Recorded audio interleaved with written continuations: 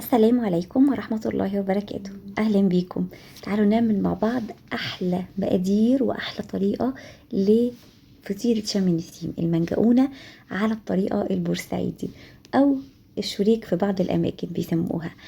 أول حاجة معايا معلقتين صغيرين من الخميرة أو معلقة كبيرة ممسوحة.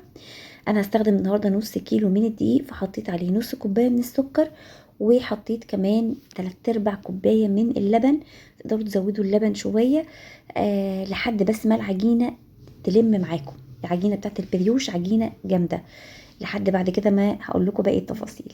حطيت كمان بيضتين وقلبت كل المواد السائلة دي مع بعضها علشان ابتدي بعد كده احط الدقيق. كمان نزلت بالفانيليا. حطوا فانيليا كتير في المنجقونة. ممكن كمان تحطوا بشر برتقان، ممكن كمان تضيفوا فروت مسكرة او شوية زبيب، يعني معاكم شوية اختيارات كتير حلوة. حطيت بقى نص كيلو من الدقيق اللي هو حوالي 4 كوبايات من الدقيق على المقادير دي. البيضتين والنص كيلو الدقيق، ومعاهم 100 جرام من السكر، ومعاهم حوالي يعني من 150 ل 200 ملي من اللبن حسب العجن. بصوا وانا بعجن لقيتها مش نافعه تلم معايا، فحطيت شويه صغيره، ربع كوبايه كده من اللبن، حاجه بسيطه. هي عجينتها جامده شويه، ومن الافضل طبعا ان احنا نعملها في العجان. بس لو ما عندكوش عجان زيي فممكن تشتغلوا عادي جدا. آه يعني نعجنها بايدينا، خصوصا لما هيكون نص كيلو. هيكون سهل خالص ومش هيكون صعب. بس يعني اللي عاوزه اقوله لكم انها عجينه جامده، ما تسيلوهاش علشان بعد كده الزبده بتطريها جدا. انا استخدمت النهارده زبده جاموسي. تقدروا تشتروها من اي فلاح او تعملوها في البيت زي ما عملناها مع بعض كتير قبل كده. الزبده بدرجه حراره المطبخ او اسقع شويه صغيره. بدات انزل بكل قطعه زبده قطعه بقطعه كده، واعجنها كويس مع العجينه. العجينه تطرى وتنعم اكتر وتمط كده، وتبقى عامله زي الملبن كده من كتر ما هي طريه وجميله. وريحتها كمان خطيره خطيره بجد، حتى من قبل ما تستوي. نسبة الزبدة بقى في المنجقونة، يعني الكيلو بياخد 200 جرام، يعني احنا مستخدمين دلوقتي 100 جرام من الزبدة اللي هو نص كوباية. وزي ما قلت لكم انا مستخدمة زبدة جاموسي. شايفين العجينة قد ايه مرنة وناعمة وعاملة كده زي اللبانة ومطاطية جدا، عرقها طويل. عرقها يعني جامد. عارفين لما تمطوها كده هتمط معاكم جدا. فنستخدم دقيق قوي من الاول، دي مخبوزات يعني، مش دقيق كيك او دقيق سبونشات. دقيق ضعيف، العرق بتاعه ضعيف، لا مش هينفع. انا سبت العجينه ترتاح بس نص ساعه، ما خمرتهاش. انا اوريدي مختبره، يعني عارفه الخميره بتاعتي انها شغاله وكويسه. بعد كده قسمتها على 4 اجزاء، وكل جزء قسمته على 4 اجزاء تانيين.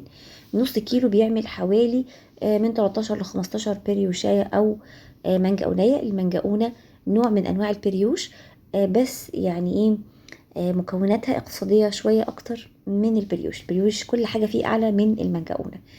المنجقونه من الحاجات الاساسيه جدا عندنا في بورسعيد. تعالوا اوريكم الاول الشكل ده. ربطتها كده زي العقده، وبعدين ربطت التانية من الناحيه التانية، وبعدين شبكتهم في بعض. تعالوا نعمل واحده تانية علشان ايه.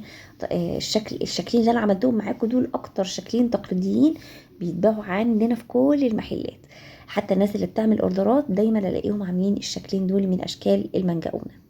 زي ما انتم شايفين دخلت كده، وبعدين خرجتها من الناحيه التانية، وبعدين لزقتهم في بعض وقلبتها وحطيتها على الصينيه بالشكل ده. شايفين حجمها كان قد حجم الكحكايه الكبيره، كحكايه.